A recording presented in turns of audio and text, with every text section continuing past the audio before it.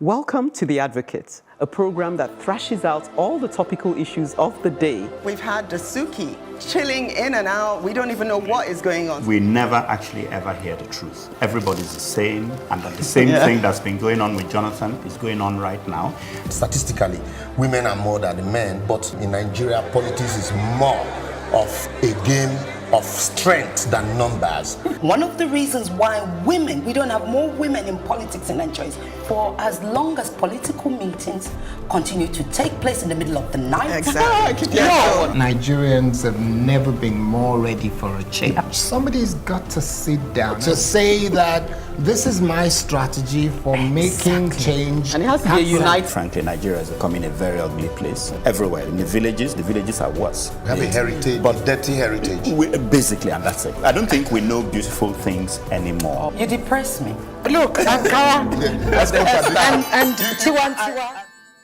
Hello and welcome to The Advocate. This week, Uche wants to know why our president is so consciously uncoupled with pertinent issues. Liboros wishes to shine our eyes to the beauty of reading both sides of the story. Ekene thinks we should listen more to each other. Could she be talking about this panel? Chuka wants to speak the truth about the dead. And yours truly is taking on the 10-year challenge. You would have to be an incurable social media phobe not to be aware of the current trending craze, the 10-year challenge. As a result of this challenge, many are sharing tales of their journey over the last decade, whilst also subjecting us to numerous pictures, some of which could shock the eye into permanent quiver or lead to sudden blindness. Although I'm yet to participate in this challenge, it did get me thinking about Nigeria and where we were 10 years ago. I moved back to this country in 2008. At that time, Fashola was governor of Lagos State, PDP was in administration, Yaradua was our president, Saraki was governor of Kwara State, Atiku was a businessman, Yemi Oshibajo owned law chambers, Buhari was living in retirement in Dara as a cattle rearer, and the now defunct Next newspaper was the best daily in the country. This month marks the 11th year in this country for me. Let's pretend it's 10 since today is not the exact date. So in a little over a decade, I have witnessed numerous changes, from the good to the bad, the sublime to the ridiculous.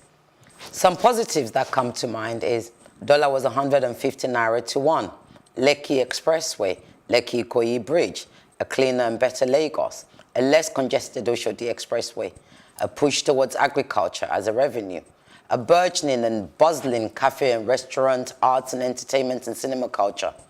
But some negatives always stick to one's head.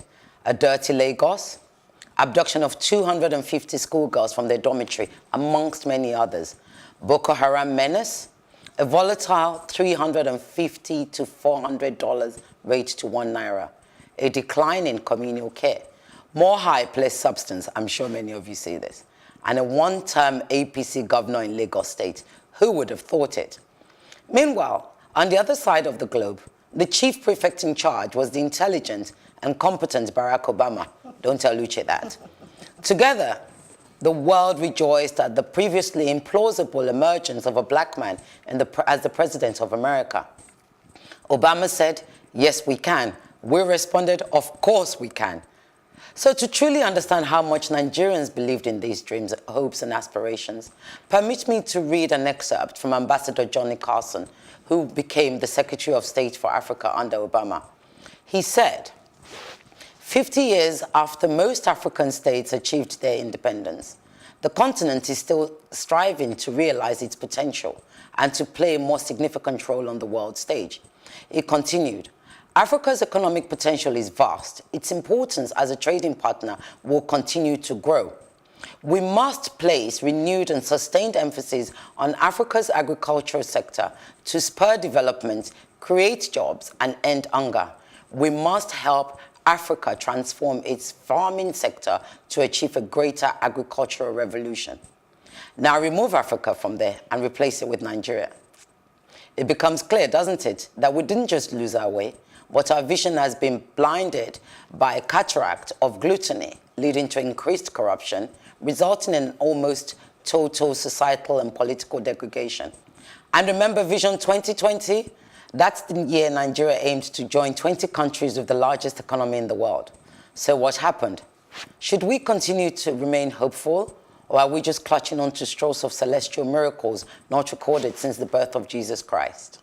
If you look at Lagos State, and then you look at the achievement of the outgoing governor, Ambode, and then you juxtapose that with, the government at the center. So if the same party in Lagos State can say, look, you have not performed enough, why still, hold on tenaciously to that government at the center? So those are some of the imaginations. I didn't understand. But I disagree with you about your assessment of Ambode. I think Ambode is one of the best governors Lagos State has had. Chuka, I'm about to faint. And yes, and I also think that I have to praise him for challenging for challenging his godfather. Even if, and I have to, and in that, that's and in doing that, rumor. It's not. Hang on, it's not. It's a fact that he did challenge his godfather. He didn't challenge him in the sense of pointing a finger in his eyes, but by doing what he wasn't supposed to be doing. Yeah, definitely, we are not where we were. Yeah. But we are not where we ought to be. Have we progressed? Yes, in Vision some 2020 areas. is next year. In some areas we have progressed, but not at the speed. Not at the speed that we ought to. Give us some instances of these areas with progress. Yeah, really. You look at in terms of infrastructure, really, you say we have not progressed, really. Yeah, because there are some basic infrastructure that you would expect. Now we're still grappling with, power. Still grappling with roads.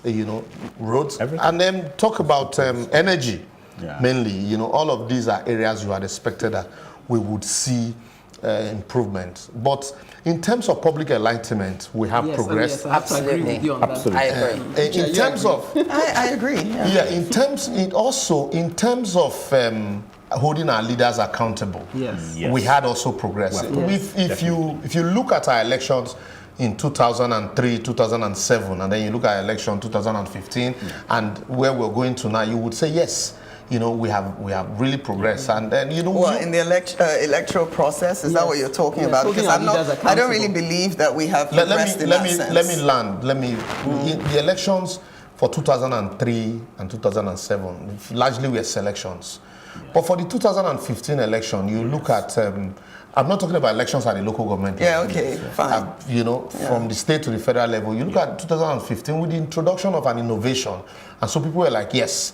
For the first time, you could see a departure, unlike where people just sit down, write result, and But there is still a loads to be done. But you could see that we have departed from where we were. I'll tell you what it and then, sorry, quickly, Mm. I'll round up on this. And then also, in terms of agriculture, you would see some form of movement.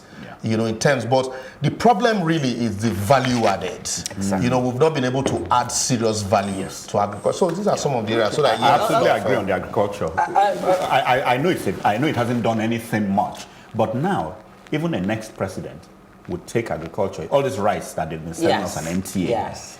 Admitted, if I became the president today, I will pick up on the rice and I will move it. Yes, essentially, I'm so excited about the way we're going in terms of democracy and in terms of the whole process of engaging the people. And what has fascinated me the most is the fact that we're having more town halls, and we even had one recently. And that, for me, at least defends the fact in my mind that the people in power are not confident enough in any of their gymnastics they pull behind the scenes because they're going out of their way to engage the public.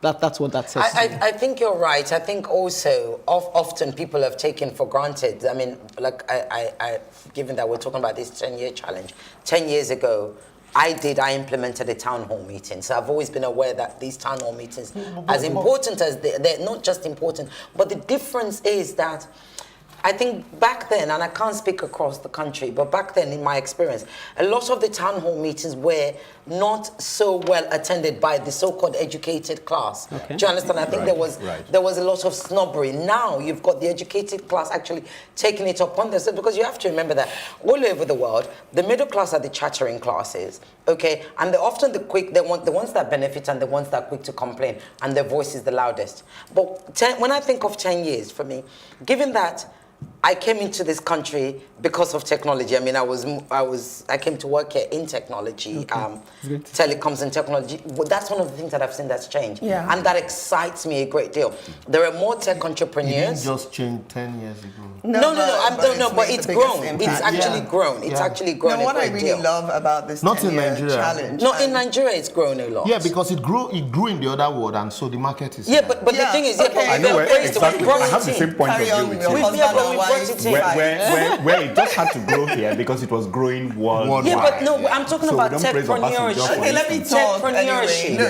Techpreneurship is a big deal. The beautiful thing about this 10-year challenge, I think it's wonderful that it actually started on social media. Oh, I hated it. No, listen, I think it's beautiful it started on social media because really the greatest impact that has happened in Nigeria is social media. Because it's brought our leaders closer to us. They have to engage with us. They will collect abuse from us like holding up a mirror to them. their ear or to their face. So I love the fact that this thing started on social media. The other thing I love about your topic today was, when I thought of the 10-year challenge, I heard Ireti was going to talk about 10. I thought, why? Why are you going to, it's not even something I really want to get involved in. But the fact that you took it, you turned it around and we're now talking about 10-year challenge, like where Nigeria was and where Nigeria is. It's a shame that many of us didn't actually look at it like that. If I'd really sort of taken my time and thought, how can this 10-year challenge actually mean something? Your approach was fantastic. And you know what? Can I be straight to my head? Just not this from me. It's not coming You say, from viewers at home, we do like each other. Actually, we're saying, are we happy with the way Nigeria is moving? Me personally, I'm not. I kind of feel like we're going backwards. That kind of like taking 2 steps forward and taking like 4 backwards. Or what's discouraging you about? I just feel like rather than, going towards a more sophisticated democracy where currently, right now, if I'm really going to be honest with you, I feel like we're living in a form of dictatorship. Really? Yes. Yeah. I really feel like freedom of speech is being limited. And we're talking so much on social media. We are, but we're being arrested so much more as well. Well, I'm just going to say, seriously. Uche, you're sounding like your godfather, Trump. Hey, you shouldn't have said that so early in the program. It's going to derail us. We'll put that on ice for now. We'll just put that on ice. But no, seriously, I just feel like, people are talking about, we had a government once upon a time that had so many women in top positions. And yes, I look but at that's it, I'll agree with you. You can't even see many women now. And when they're there, they're not even really making a mark. And then they have an NYSC problem and this and that. It's just for me. No, fair enough. Education-wise, there's less investment in education now than there was. But really, if you look at government governance and democracy, from 1999 to 10 years thereafter another 6 years, and then now you look back 10 years later, you look at democracy, another thing you notice is that we are more divided now than we ever. Yes, and that's a sadness. That's a real sadness. Yeah, but isn't now it is so bad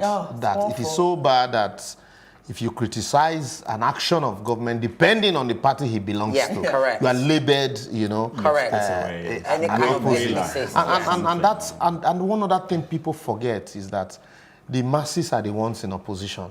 The members of the political class are in the same class. Exactly. That's why it's easy to cross from one party to another. But I have to ask a question of you, Liboris, and you make a very good point about the fact that we're much more divided.